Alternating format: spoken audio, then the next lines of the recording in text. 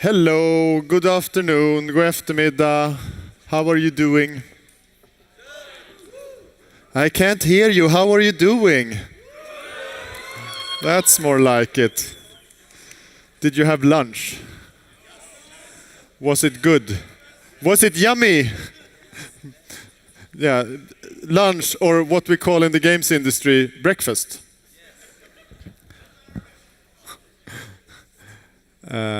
Hello, good to be here. Do I have Magnus Ling anywhere? Magnus, do you want to say welcome, or should I? I guess I should say welcome. Magnus, if you come, you're welcome to say welcome anytime you like. All right, great to be here.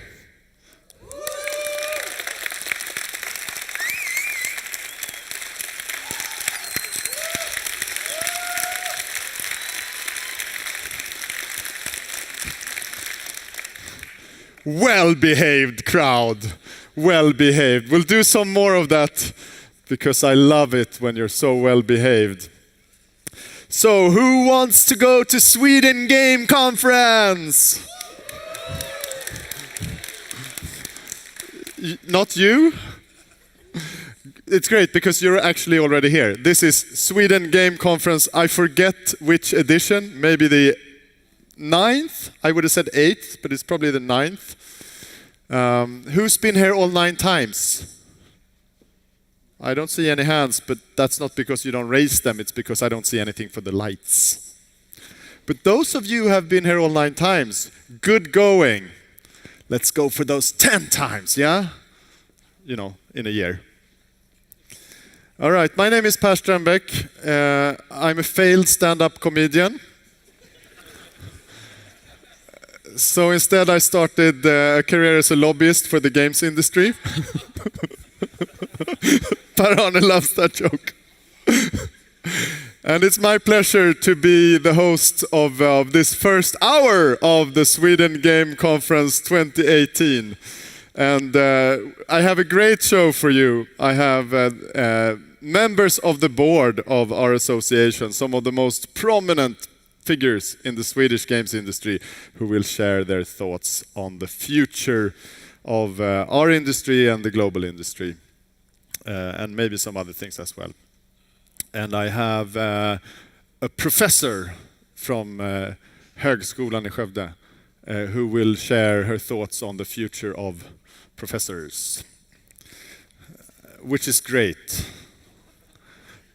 But before all of that, I give you the president of the regional board of Västgothia region, Johnny Magnusson!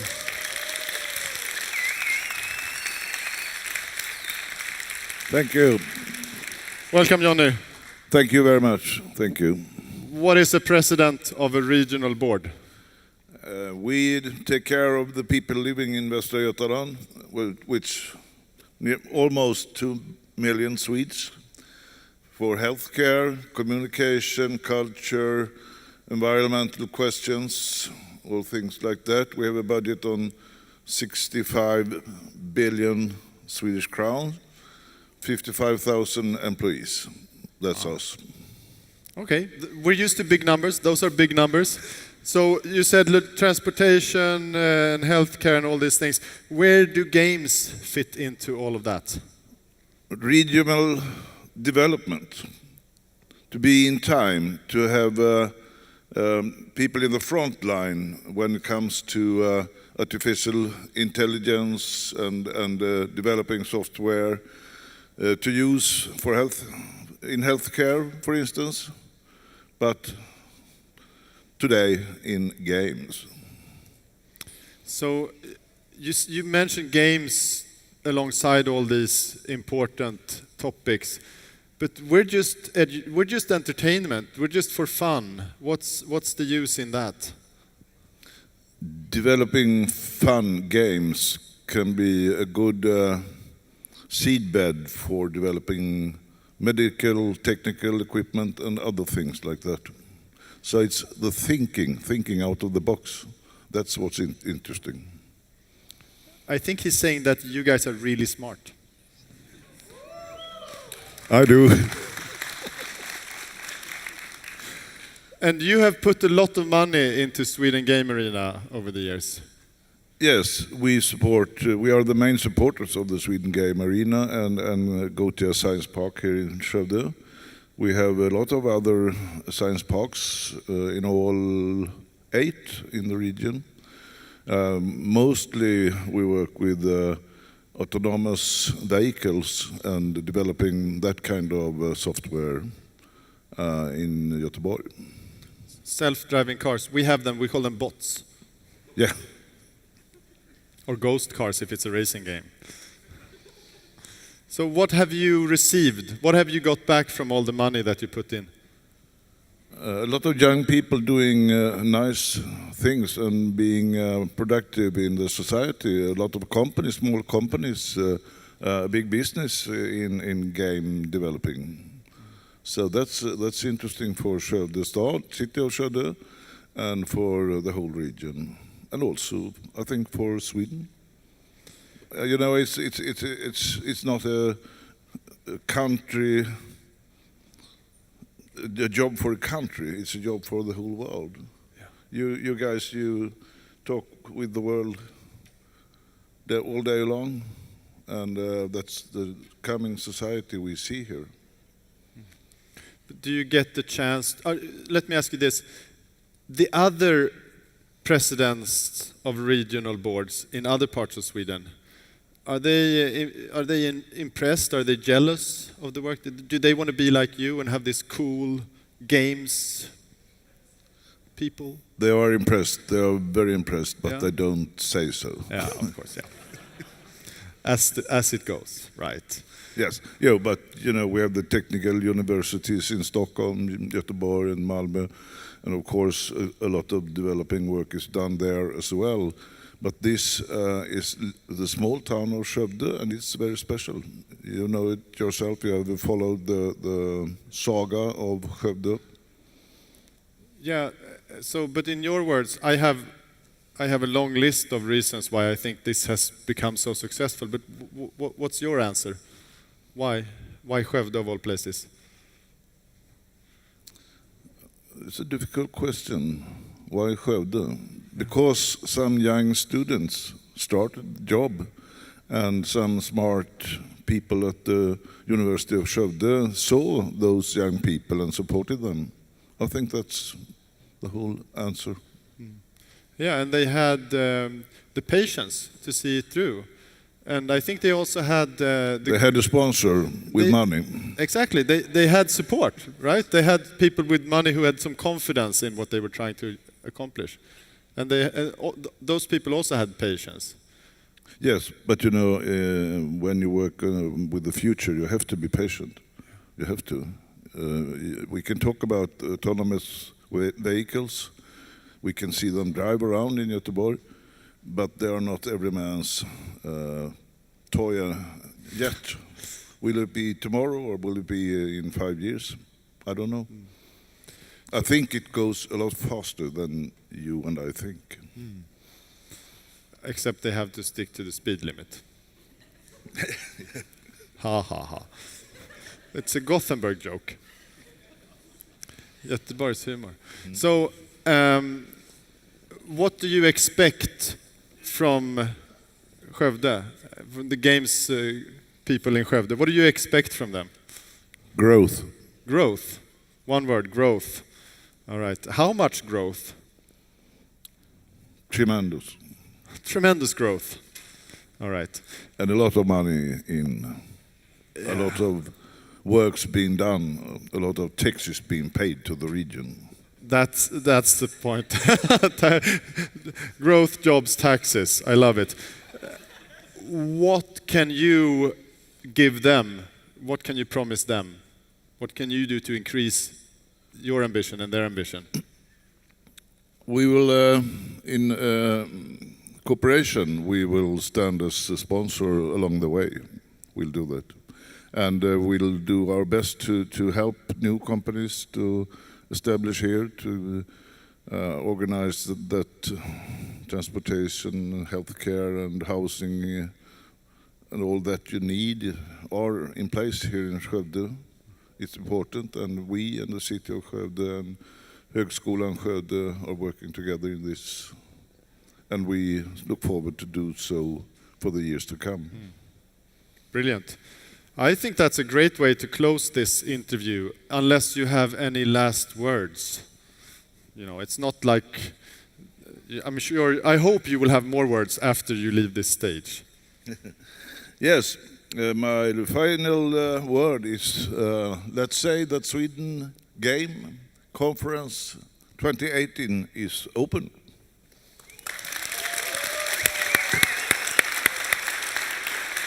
Tack så mycket. Johnny Magnusson!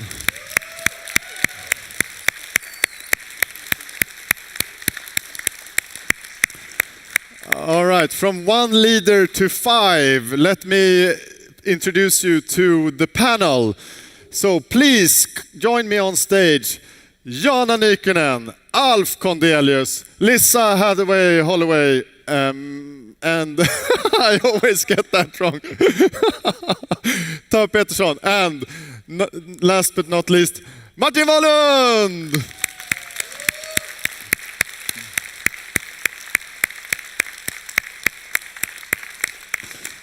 And we have one mic, so you have to share it. Let's start with, I want to start on this side. I love that there's a fight for the mic, the first thing that happens. Jana Nykänen, Divine Robot. Yes. What's that?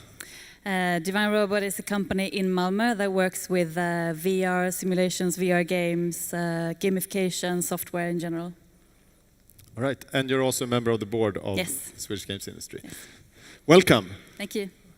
Alf Kondelius, Ubisoft Massive, what is that? We're a game studio in Malmö. We produce games. Question mark? Yeah.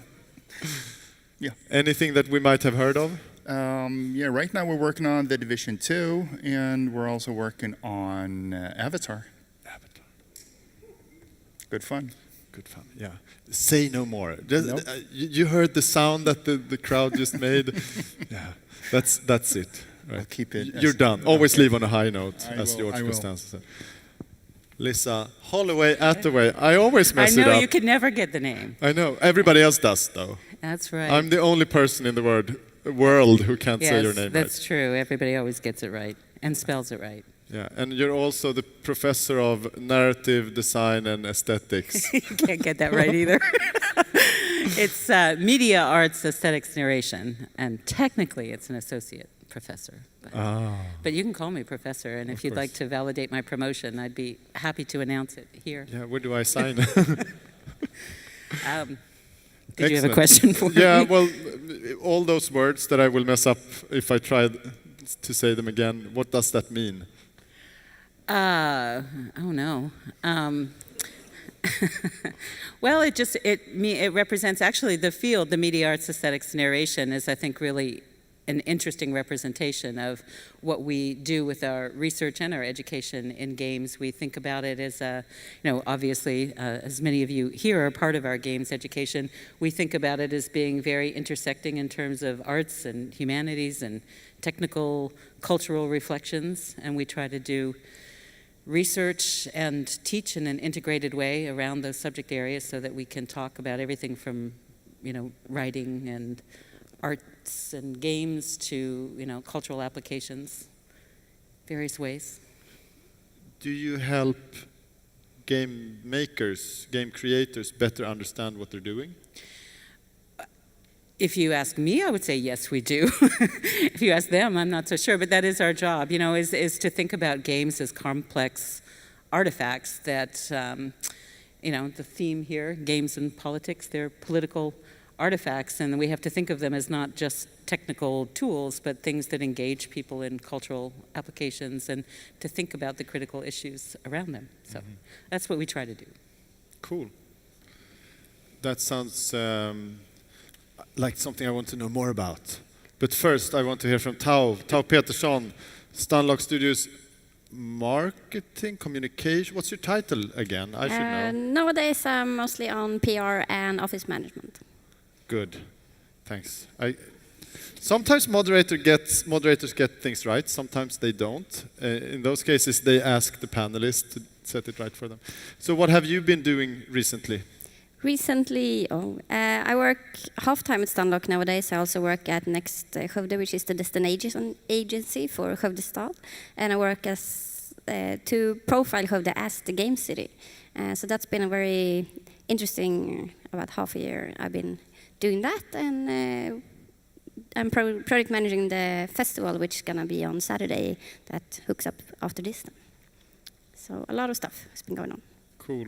And what have you? What kind of games have you made? Yeah, so on Stunlock side, we've done Ballrite, which went well. So just like a month ago, we also released Ballrite Royale, which also been going very well. So yeah, a lot of games being made in Skövde. Good, excellent. You're living the dream. Martin, or maybe that should be your Thank line. you. I don't know. Finally. It looks like you're living the dream. Martin Wahlund, are you living the dream?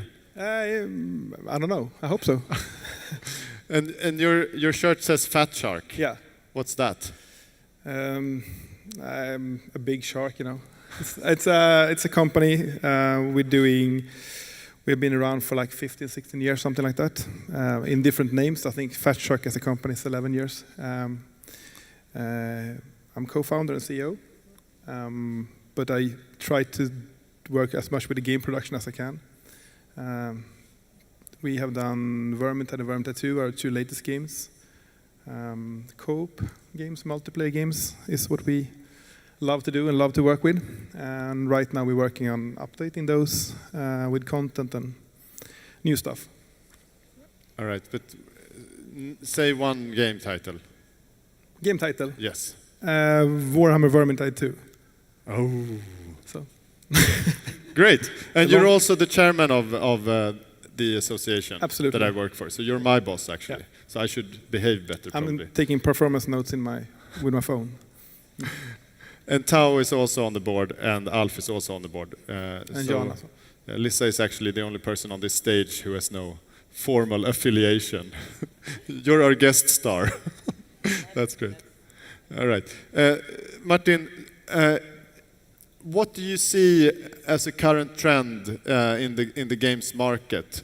Maybe if we think along the lines of distribution, marketing, business, what do you see as where are we going in that aspect?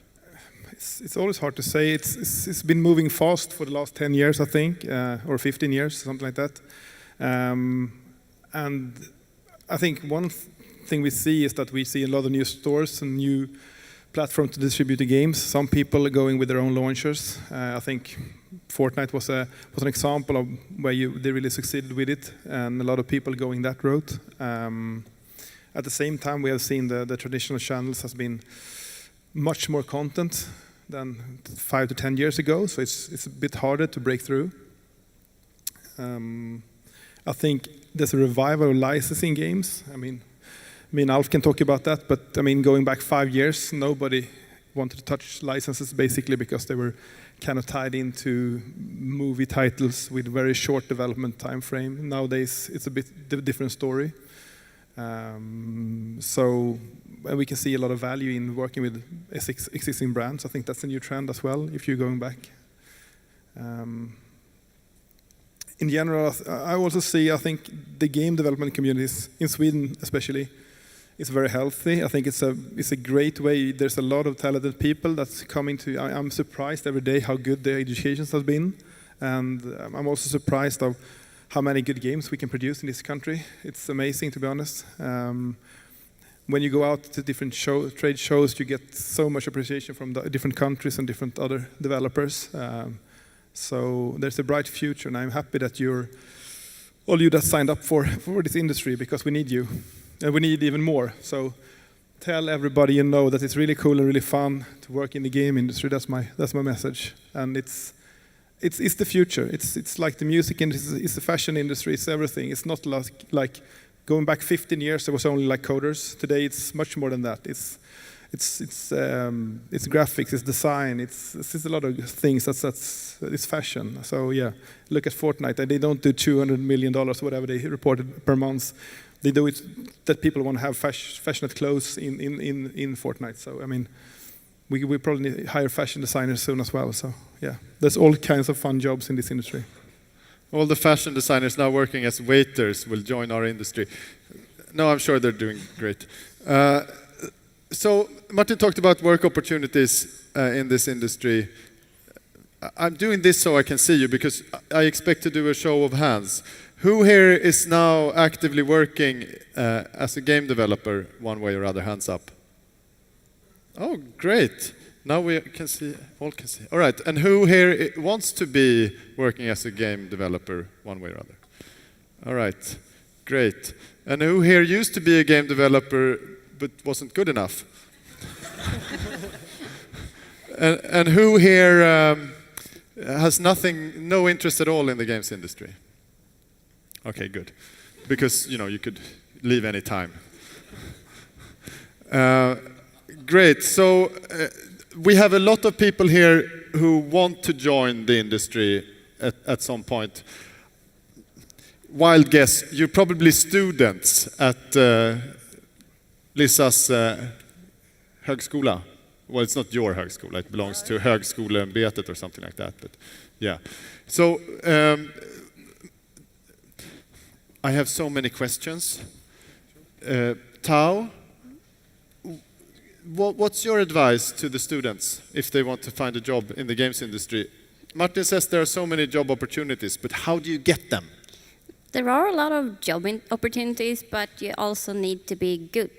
Because it's very expensive to hire someone in Sweden, and we don't want people who half-ass. So if you have the chance, if you're at the university, you have 3 years to make sure you are one of the best, because we don't settle.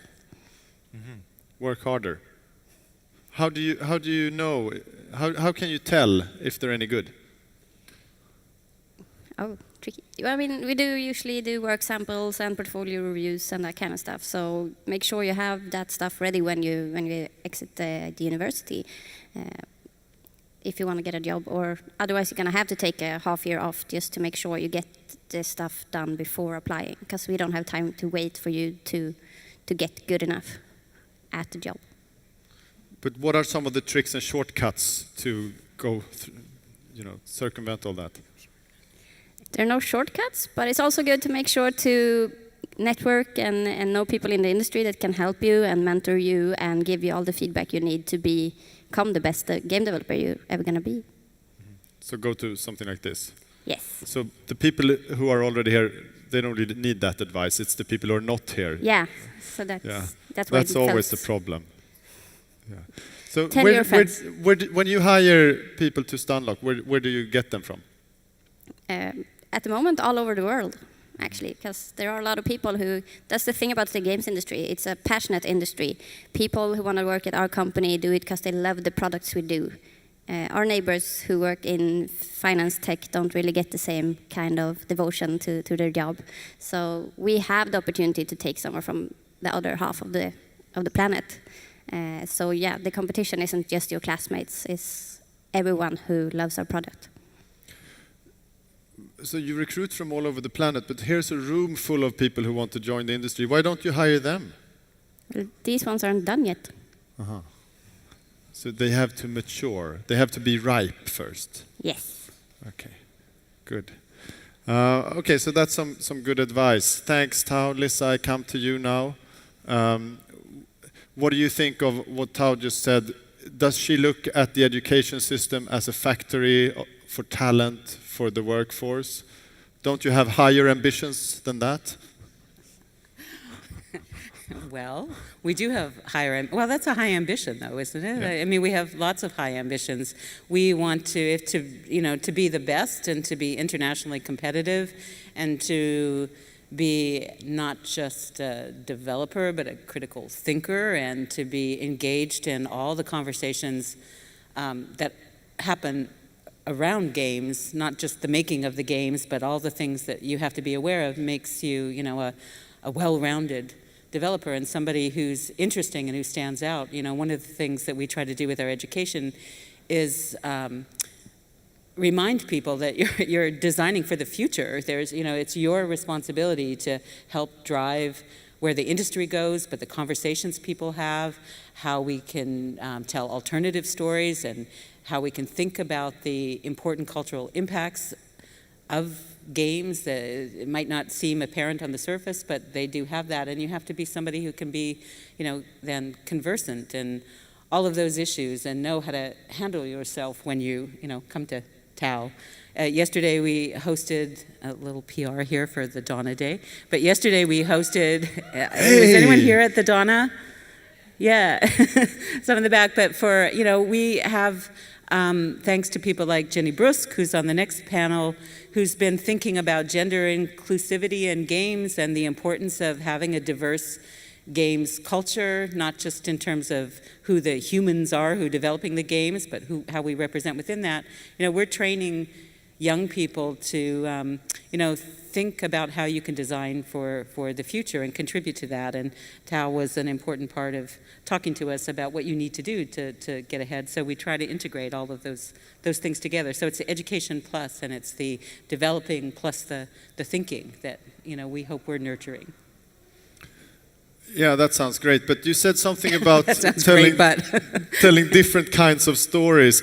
Are you not happy with the games that Martin and Tao and Alf? What are they doing wrong? Okay, well, let me tell you what you're doing wrong. No, but it's not, there's room, that's the thing. There's no cap, we don't have to have a limit. When you have diversity, when you have inclusion, you can have all kinds of games, and we need to be open to, as I said, the diversity within that. So there's nothing wrong with what we have, but if we want to be a developing and an industry that's sustainable, we have to be driving forward and pushing against the edges so that we can have a whole spectrum of games, which again, if we look over the last decade and a half and the ways that things have changed and the types of people we have in our classes and our courses and their interests, then I think, we see that's, it sounds cliche to say, but that's the future, but it's a big pot. It's a world pot that we get to choose from, and it's nice to feel, I think, that we're a part of alternative opportunities. Such a smart and diplomatic answer. I'm so disappointed. I want some beef. Well, I'll tell you what I really think afterwards. Okay. Why won't you do it on stage? It's much more fun. Once you can remember my name and my title, then I'll share with you. That's never going to happen. You know that. All right. Pass the mic to That's Alf, a Skövde please. joke. All right.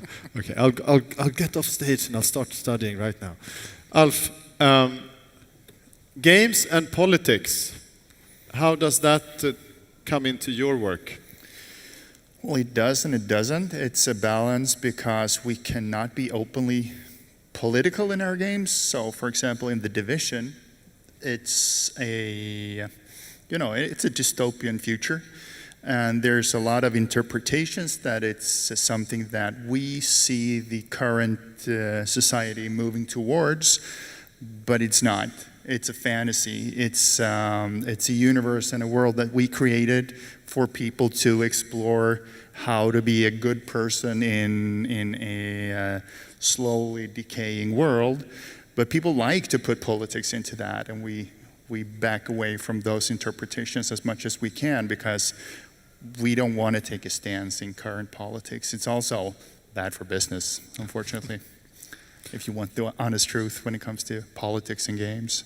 But it is interesting, and it's a discussion that we have, and it's an ongoing discussion that we have with our users, of course, because people want to put interpretation into the universes that we create, and they want to see their own reality into the fantasies that we give them, and the stories that the games are.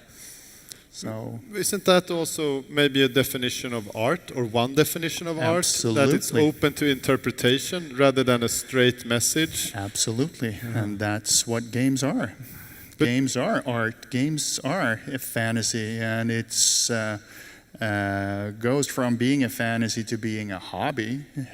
People spend, hours and hours and hours in that fantasy, and it's absolutely art to be able to create something that people can spend that much time on and developing and creating new relationships, meeting new people, killing them. Yeah, that sounds great. It is. You should try it. But you said that you don't want to take political positions or something like that. Okay, sure you don't. But can you not take those Of course. positions? I mean, were there too many knots in there? Yes. Yeah.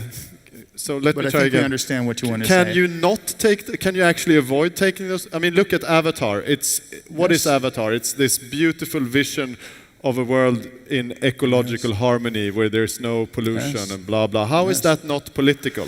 You're It is. political. It is. And Admit it. James Cameron's vision with the movie is that we need to do something as humans because we're going to destroy the world if we continue the way that we do. And that is political, but we're not going out saying you should vote for that person or you should not do this.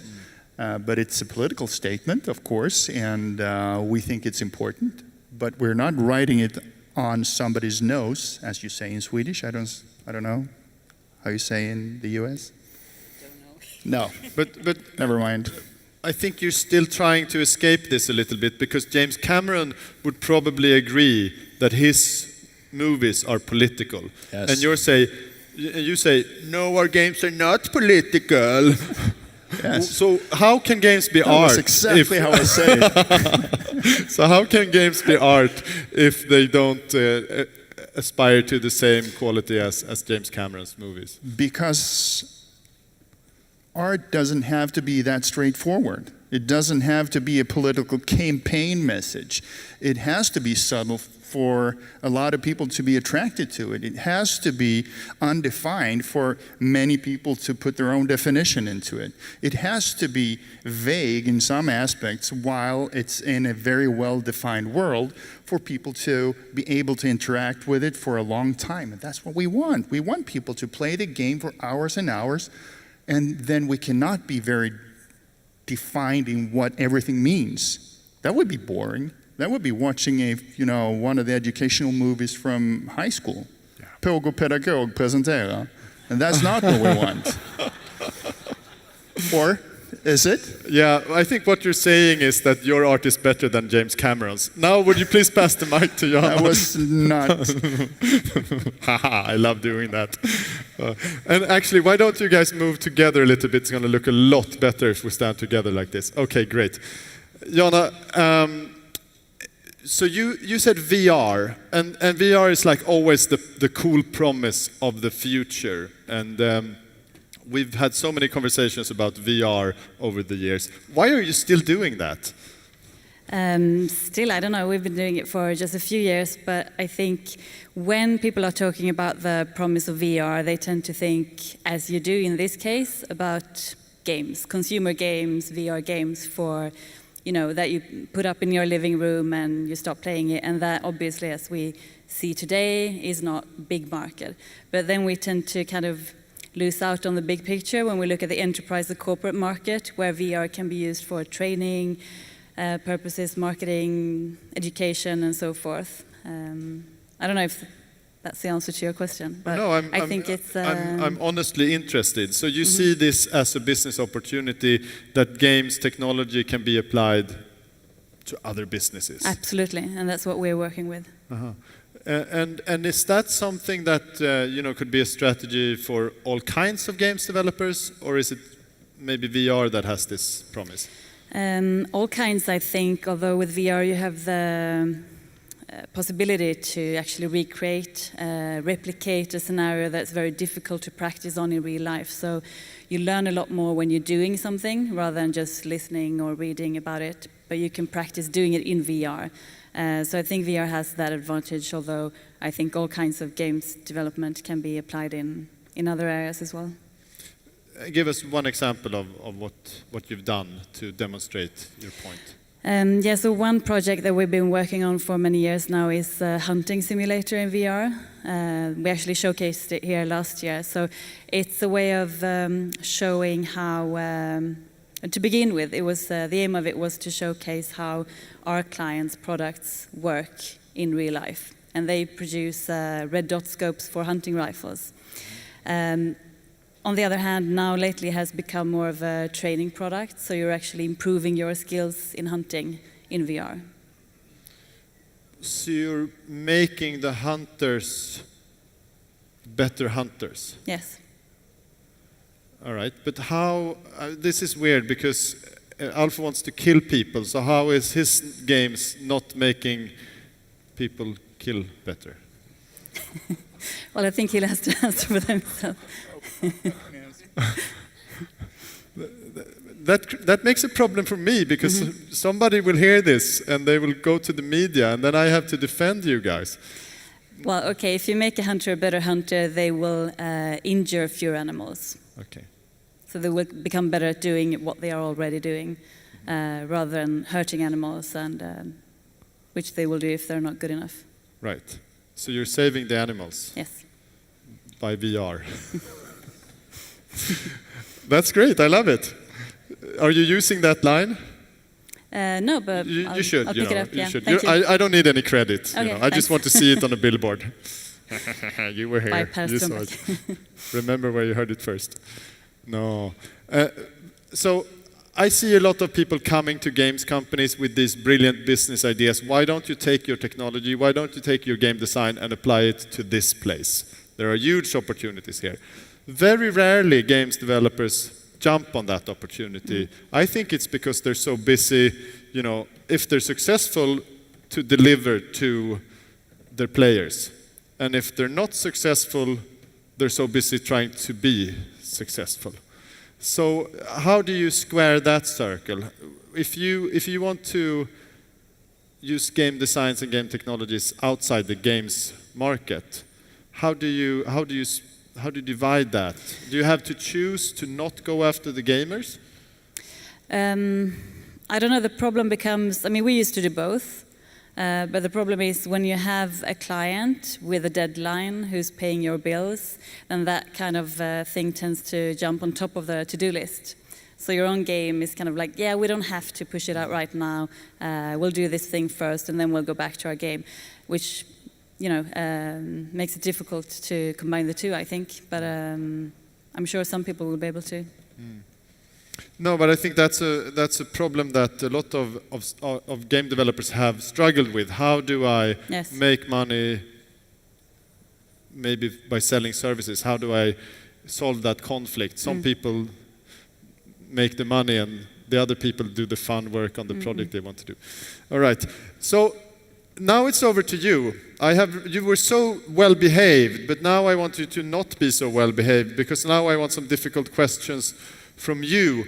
You've heard about the markets, you've heard about the talent, you've heard about academy and very serious, interesting things that are too complicated for a dropout like me. You heard about art, games as art, and you heard about technology. So here you have it. These are all the big topics that we're talking about. I'm sure there are questions that you've been having on your mind. No? Should we crunch more? Good point. So No. there's been a Henrik Jonsson, thank you for that. There's been a debate the last couple of days. Apparently they worked 100-hour weeks on Red Dead Redemption, and that's not the first time we've had that conversation. Should we crunch more? What an excellent way to phrase that question. No, let's do first. If you agree, should we crunch more? Hands up. No? How about you? Does anybody think we should crunch more? No. All right. Not sure what it means. Great. What is crunch? Who wants to explain crunch? Martin. Crunch is basically working a lot of hours, putting a lot of hours every week. And it's something that's, when I started 15 years back, it was sort of like the standard in this industry. Happily, we have moved forward in Sweden. Obviously, it will happen, and it might happen. I can't speak for all the companies, but I think here at the board, we are very much on the same place where we, in the long run, it's not good for the company or the employees. occasionally there will be crunch, maybe a couple of weeks before you release a game. If you're in a startup mode, I think crunch is sort of the definition, sadly, because if you're a small team, you want to achieve something, you want to work a lot with it, but that's up to you. I don't think crunching more is the way forward. When we founded Fat Shark, one of the big things I saw was that a lot of really talented people were leaving the industry because you couldn't have a spouse or a family, actually, because you were working so much. So what we tried to achieve was to build a company where you work more 9 to 5 sort of work hours and still kept a lot of good people in the industry. Of course, Fat Shark has crunched back in the days at occasions, but the policies, we try to avoid it as much as we can. And I can proudly say that we don't do it anymore unless upon releases or specific releases. It could be that people are working overtime, but we never force people. So that's super important. So I think if you're working in the Swedish game industry, you might see it, but it's not those type of figures you see. I mean, you mentioned you were calculating like 5 hours a week at some point per year, exactly, 5 hours per year. And that's not what I define crunch. It's more like 100 hours a week or 60 extra hours a week. That's crunch for me. But I think it's not good. It's not healthy. That's the short answer. Then you need to take into account that there might be people on the road to bankruptcy that pulls together for a short time frame and try to get something out. And there's also, I don't want to say just that it's not valid at all. It can for sure be certain things, but it should always be really free for the individual to decide if they want to be part of it or not. Good. Anybody else on crunch? No? All right, Tao, what's your message on crunch? I mean, we in the board have discussed it previously as well, and I think something came up with that's really important is the fact that our employees or our developers are the most important part of our company. If we crunch, we're going to burn them out, and that will be more expensive to get new people because, well, as we said, it's hard to find talent today. So you are the most valuable part we have in the company. So at least here in Sweden, we are definitely very forward to make sure that our employees have a good time and enjoy their job. We take that point very seriously at the Secretariat.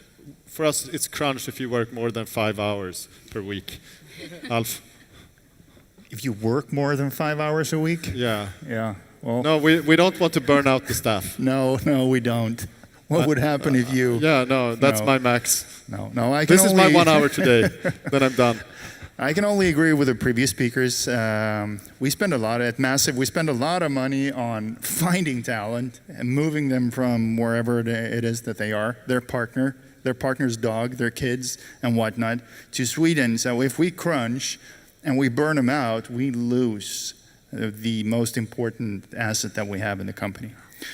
Also, it's Sweden. We have work environment laws that provides us from doing American crunch. If we do 100 hours a week, the union will tear us a new one, which is good because we cannot produce games like that. Also, we're getting more mature. The tools that we have are much better. We can create the same quality now with the tools that we have available in a shorter period of time than we could 10 years ago. So we're getting better on all levels, I would say.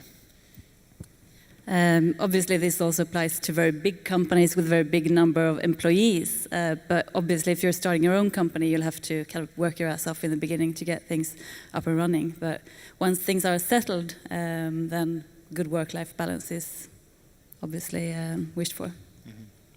All right, so the only person who hasn't said something about crunch is Professor Attaway Holloway. And Lisa, actually, let me ask you this question, because you talked about diversity before.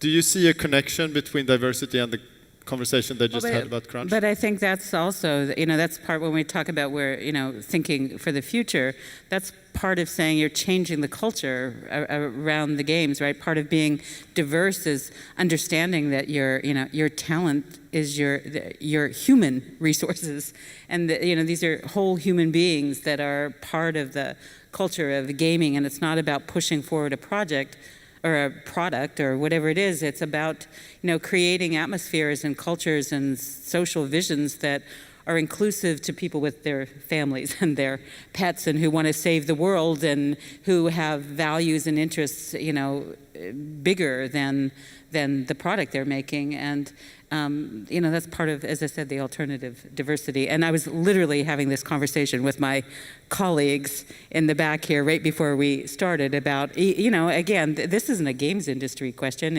We talk about it in our academic environments and in our other cultural environments. And I think it's really important that we recognize work-life balance. Good, thank you. All right, who's next? Oh, great. Now we have the famous ketchup effect. We only have a few minutes left, so what I'm going to do, actually it's fiskgryta effect. I've had fiskgryta 3 days in a row now. Who cares? We'll do 1, 2, 3, and then we'll take the answers from the panel. Sir, who are you and what's your question? Yeah, thank you. I'm a student at the University of Skövde, first year in game writing. My question is, you were talking before about portfolios. And my question is, for example, 2D and 3D artists, their portfolio sort of consists of pictures, I guess, and it's easier to see a picture than to read a 2,000-word novel. Do you have any tips for a game writer to put together a portfolio for an interview or searching a job? Really smart question. You're hired. Next.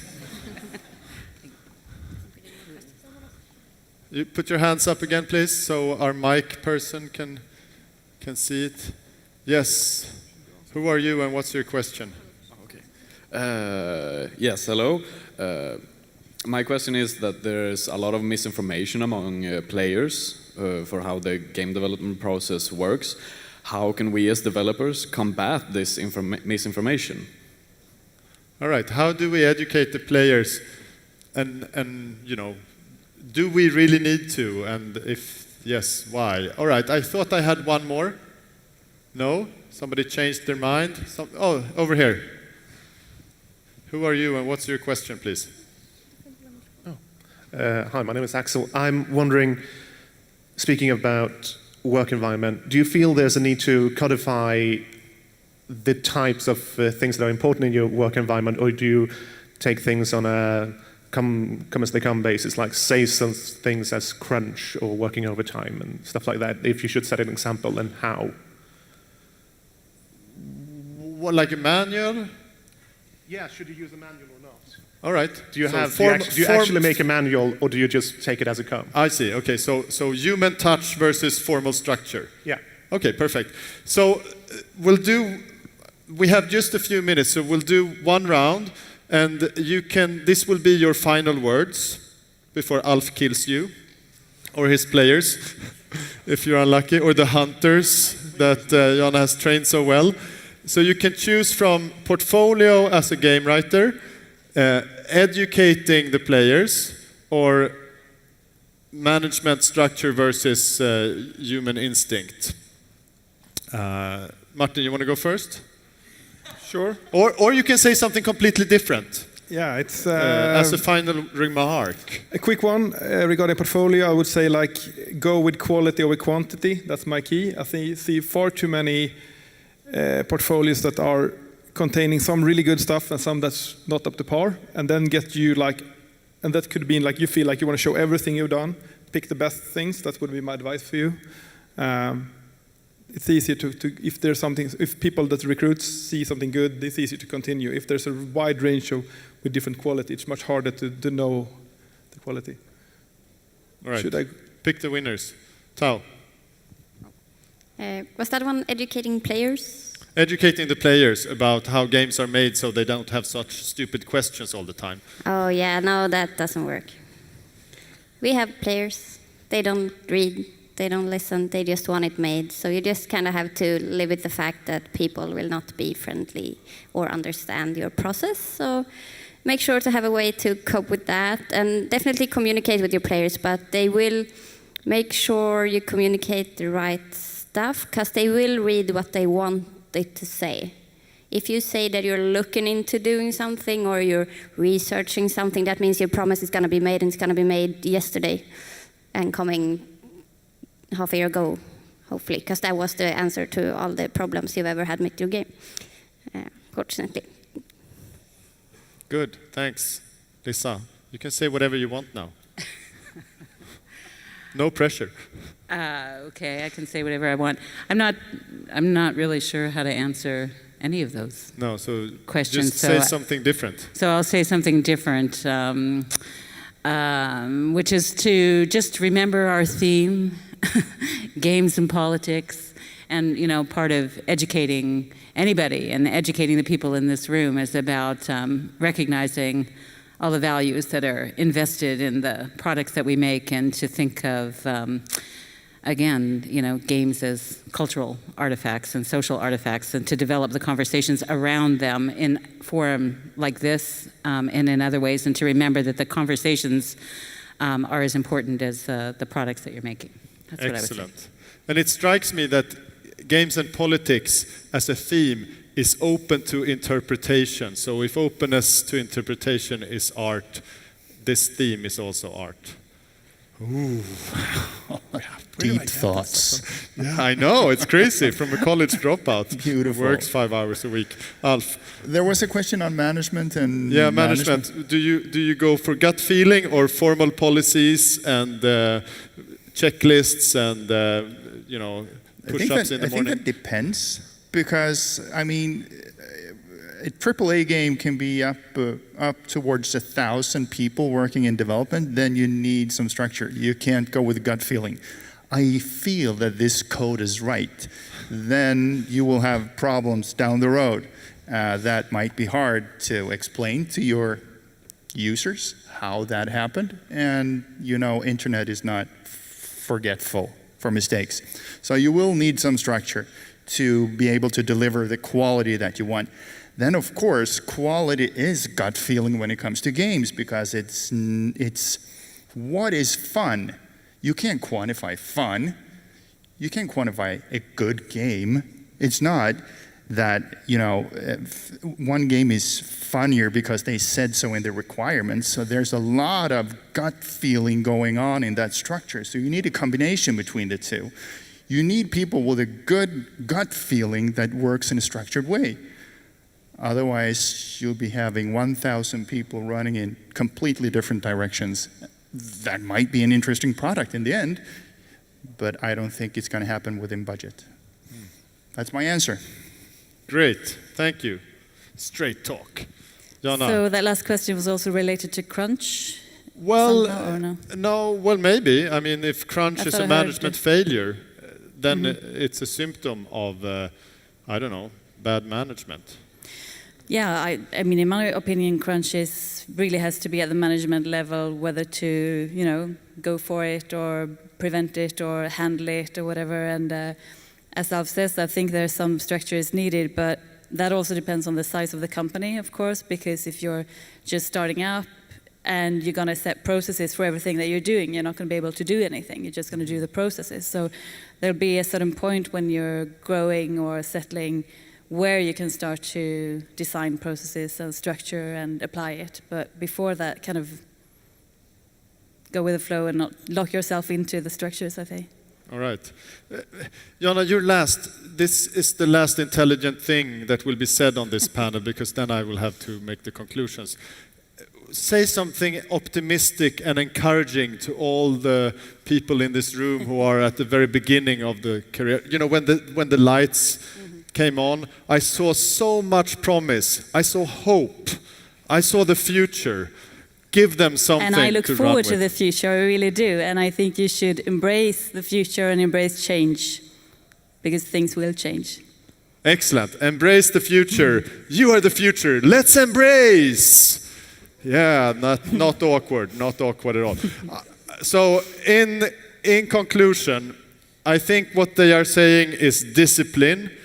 Work harder, stop complaining all the time, be structured, but never work more than 5 hours a week, or 40, or whatever.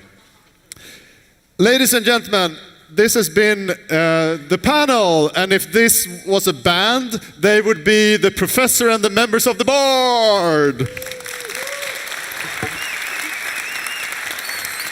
Have fun, you were great. See you out there. Make something great. Get a business card. Make a game, get a job, get an investment. Have fun.